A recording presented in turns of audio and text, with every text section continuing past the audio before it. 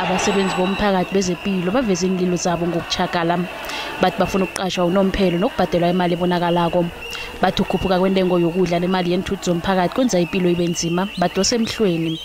Ngina 38 namhlanje ngiqale ukusebenza ngina 29 ngigugela kuye anginalutho noma makangixosha manje uthi umsebenzi uphelile ngishone kuphi isikhathi sokuthi basithathe siyuziwe amakliniki sasebenza phansi kweCovid iCovid yasibambe emakliniki kodwa sitholanga nix makaqeda ugovernment abonga abantu bakhe athi ngiyabonga bapha ama 6000 amanye ama EPWP ashonile esebenzela ugovernment namhlanje bathi umsebenzi uphelile bafuna abantu abasha sishone kuphi ngoba nabo bafuna umuntu ona 35 kodwa sikugela la.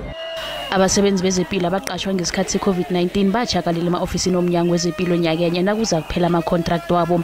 Kwavuselelwa ama-contract wabasebenzi abazinkulungwane ezisithandathu kwaphela. Njenganje isikhathi sokuphela kwama-contract wabo sifikile godu. Yeke bahlalele evalweni godu ngombana kutsho bona umsebenzi ongaphela. The dire impact of fatigue, frustration, that you are underpaid and overworked, you are actually going to produce substandard performance. Ama-union akhombela bona bonke abasebenzi abaqashwe kwesikhatshana abaqashwe unomphelo khona nje. When are we going to get permanent adoption? We need time frames in our We are sick and tired of being used as statistics. UMnyango uthi uzokusebenzisa i-600 million yamaranda ukuqasha abanye babasebenzi abaqashwa ngesikhathi se-COVID-19.